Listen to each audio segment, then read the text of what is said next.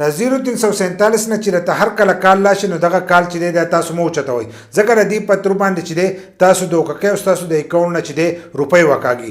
بل 0347 چې دی دا یو غټ پراډ دی. 0347 چې دی دا د ایزی پیسې کوډ دی. که تاسو ته ایزی پیسې والا هم کال کوي خو تاسو دغه کال چې دی دا مو چتوي د هغې پتر هم تاسو د اکاونټ نه روپۍ وته شي.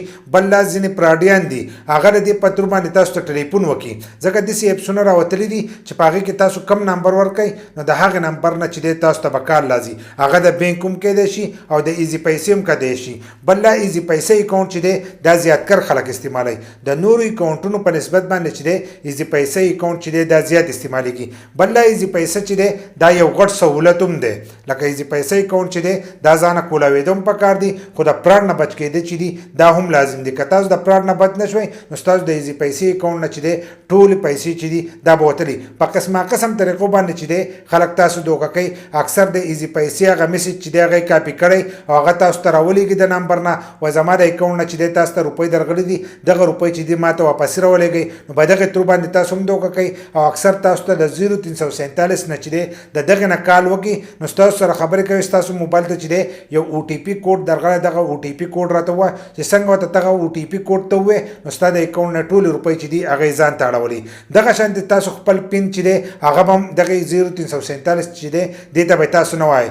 بل لکه تاسو ته د ایزي پیسې نه هم کال راشي نو هغه کال چې دی تاسو به هم نه اوچتوئ ځکه هغه هم ستاسو سره یو پراډ کوي. پراډ څنګه کوي تاسو ته پلانې انشورنس دی د انشورنس چې دی دا تاسو په خپل اکاونټ باندې ولګوئ نو تاسو ته به دومره روپۍ میلاویږي. خو که دلته کې ورته تا جي وي نو د جي سره چې دی ستا نه روپۍ چې دي هغه کټ شوي که 1000 نه کټ کړې که 2000 نه کټ کړې که 1500 نه کټ کړې نو هغه روپۍ چې کټ شي نو تا ته واپسي میسج چې دی دا نه راځي. که نورو ځایونو ته تا روپۍ لیږې نو د هغې میسج راځي خو چې دې ستا نه روپۍ کټ کړي د هغې تا ته میسج نه رالیږي په سره ته نه رالیږي. که دې ته ته به ټایم باندې ووایې نو دوی به بیا هغه پیسې چې دي واپس کوي. خو کله چې تا ته پته لګي نو په هغې کې ورځې تېرې شوي. دغه شانې پاټ زما سره هم شوی ځکه چې ما ورته ټلیفون وکړو ما یې روپۍ یو کټ کړي دي وایي په دې کې چې دی د 2 ورځو نه 7 ورځې تېرې شوي دي موږ دغه روپۍ چې دي دا اوس نشو واپس کولی. نو دغه هم یو غټ پراډ دی. نو هر کله چې تاسو ته د 0347 نه کال راځي نو دغه کال چې دی دا به تاسو نه اوچتوئ.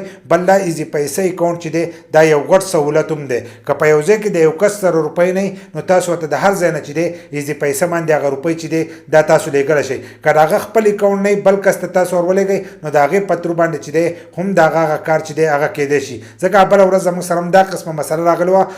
زموږ یو کس و هغه تللی و هسپتال ته نو د هغه نه اي ټي ایم کارډ چې دی هغه بینک ونیولو نو بیا د هغه سره په جیب کې روپۍ نه وي. نو ما ورته د دې ځای نه ایزي پیسه وکړه نو هغه روپۍ ورته لاړې او هغه د خپل ډاکټر هغه کار چې دی په هغې روپو باندې وکړو. نو سهولت هم ډېر زیات دی خو پراډیان چې دی هغه هم زیات کر په ایزي پیسه باندې حمله کوي. په ایزي پیسې پترو باندې چې دی تاسو دوکه کوي. نو د 0347 نه چې هر کله تاسو ته کال راشي نو دا کال مه اوچتوئ. هغه د ایزي پیسې د طرفه او که د یو پراډي د طرفه خو دغه کال چې دی دا تاسو مه اوچتوئ ځکه که دغه تاسو اوچت کړو نو ستاسو د اکاونټ نه چې دی دغه روپۍ به وتلي. بل او ټي پي کوډ هم چاته مه وایئ او خپل پین چې دی دا هم چاته مه وایئ. او که ایزي پیسې والا ته ټلیفون وکړئ نو په هغو پسې خو ډایرکټ کټ کوئ ځکه چې هغه هم ستاسو نه په دغه طریقه باندې چې دی روپۍ وهي. خو داسې ډایرکټ چې دی هغه ستاسو نه روپۍ نشي کټ کولی خو تاسو ته ټلیفون وکړئ چې تاسو ورته جي ها ووایئ چې ډایرکټ ورسره هغه روپۍ چې دی کټ شي او واپسي میسج چې دی هغه تاسو ته نه راځي. نو دا یو میسج دی ما چې د دې سره شیر کوم تاسو راواخلئ مخکې شیر کړئ چې نورو کسانو ته هم دا ورورسي ځکه زیاتکر کسان چې دي د دې پترو باندې دوکه شوي دي.